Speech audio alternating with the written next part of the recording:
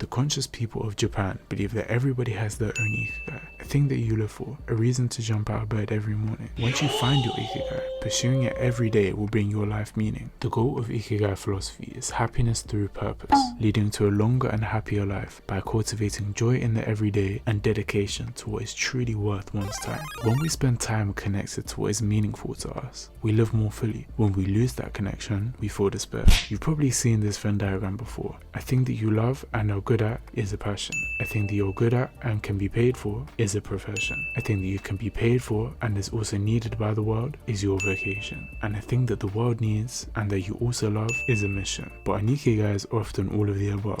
What you love, what you're good at, what the world needs, and what you can be paid for. An Ikigai could be anything, literally anything, big or small. It doesn't have to be a grand scheme. Your Ikigai could be gardening, writing stories, teaching children, cooking. The beauty of Ikigai is that it's deeply personal. It's not about what society expects of you, but it's what you feel gives your life meaning. Meeting friends, playing a sport, producing music, yoga, reading, hiking, whatever really. Here are some of the favorites that I've read. The artisan who makes things with wicker the entire day and then goes to hang out with his friends in the evening. Or the guy who in the morning between 7 and 8 a.m. greets every single child on their way to school and waves at every car that drives past them every day as a part of his morning routine. Both deeply personal and individually unique to those two people. Their Ikigais are what their intuition and individual likes and dislikes have led them to pursue. Your curiosity is a powerful compass that can help you connect and find your own Ikigais. The Ikigai perspective on happiness is deeply rooted in the idea of flow, the state where time dissolves and when we become fully absorbed in what we're doing. The happiest people aren't those who've achieved the most, but those who have spent the most time in flow. It's pretty hard to argue with that. If your work feels more like play and the hours pass unnoticed, or if exercise isn't a daily chore but something you genuinely look forward to, then you've cracked the code. Your days become less about grinding through tasks and more about being fully immersed in what you love. Maybe you now have an idea of what your Ikigai